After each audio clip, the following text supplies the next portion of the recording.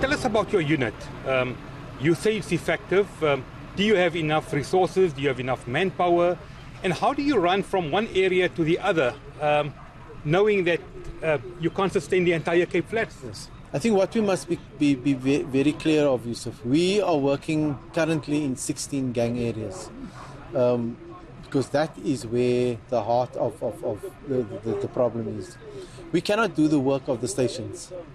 So the stations still have to police. Even here in Hanover Park, where we have a very active presence, the station still needs to do the day-to-day policing.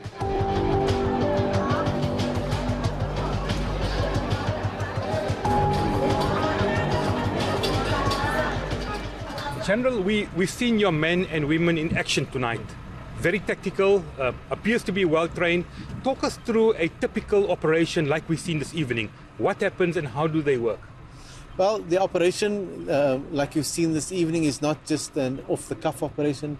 It's planned. We have people who sit down and plan these operations. We write an operational plan. We brief all the officers in charge of the operation. They in turn brief the members on the ground, and then we go onto the streets with a very clear vision, a very clear mandate as to what we're going to do, who we're going to be launching our operation against. So let's take a typical example. Shooting in Hanover Park. You are here, you sustain visibility.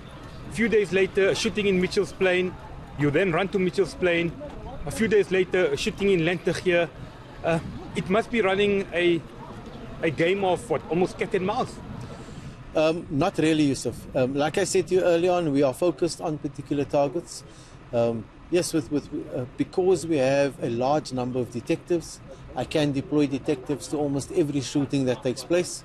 But those detectives only, in most instances, offer guidance to the station detectives and say, this is what you have to do, this is who has been shot. If it's one of our targets, we take over that investigation. But in most instances, it is a station problem that we assist with and we help. So we are not running all over the show.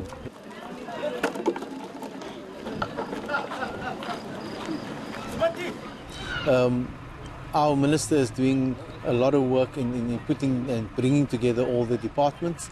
But yes, you are correct. If we look at at gangsterism as in a whole, then gangsterism is not a police problem. It's gang violence that's a police problem. Gangsterism has to be dealt with, like you say, on a multi-faceted approach with all departments. You know, we need to work with justice. We need to work with correctional services, with social services, with education. One of my biggest issues is when you patrol here during the day and during a school day is the amount of children you see not in school, and what is being done there, you know.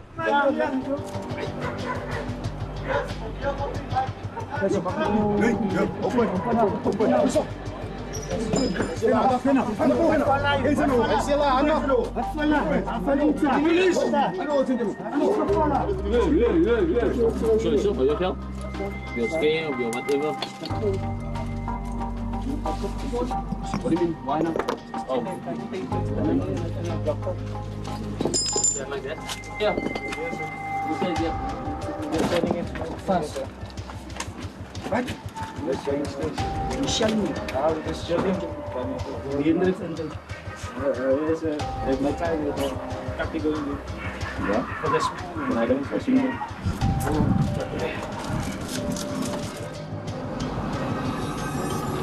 We know that the heart of the problem appears to be a fight for territory between rival gangs. That is why we have tit-for-tat shootings. But what is the core of the problem? Is it the illegal weapon trade? Is it drugs? Is it simply, well, that is how gangs operate? More than anything else, Yusuf, all that you have mentioned plays a part, but more than anything else is the drug trade. That is the crux of what we are facing here. The fact that two gangs will shoot each other across on this field, it's because of drugs. It's because of drugs. Yes, guns play a big part as well. The proliferation of firearms, the acquisition of ammunition, all of that plays a part. But the big money spinner is the drugs. And you know, for as long as we are only able to deal with the problem here, and not with the big drug lords in Constantia and Sea Point and all over the show, we are not going to deal with the problem. General, poker. How are we going to catch the big fish? Okay, as I've said to you, the Poker Act is the Prevention of Organised Crime Act. It gives us very clear guidelines and stipulates what we need to do to nail the big fish. One of those is racketeering. Okay? And racketeering is a large charge, if I can put it that way. It encompasses murder, it encompasses extortion, it encompasses money laundering, etc. And this is where we are going to. We are going to, when we talk about the big fish, we are going to take away his assets, his ill-gotten gains, if I may put it that way, and his houses, cars, and everything, because it is from the lush suburbs that this chaos is orchestrated and managed. Do we have enough place in our prisons to take all these gangsters and keep them behind bars? I think this is why we say this is a multifaceted approach. Correctional services needs to be part of this entire operation. It needs to understand what we are doing with the courts, how is it going to impact on them as correctional services, and what should they be putting in place. Now, we know the Minister of Police has indicated that the other gang-infested areas like Westbury in Gauteng, Annandale, Hanover Park, they might consider taking the AGU to those parts of Gauteng and also to other parts of South Africa like Port Elizabeth. These gangs seem to be well orchestrated, and the Western Cape seems to be the heartland of these gangsters, and it spreads to other provinces. Yes, I think we've seen that collusion between gangs across the borders of the provinces, and we're well aware of it. And so yes, AGU units are going to be set up in other provinces as well.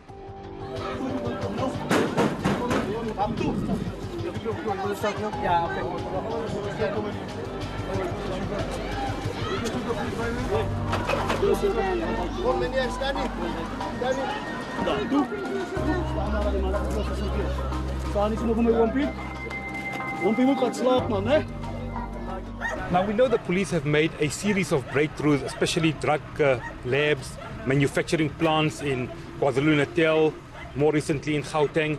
We haven't seen some major breakthroughs in the Western Cape. Where's the problem? Is it a lack of intelligence, or are the drugs being brought in from other provinces? Yes.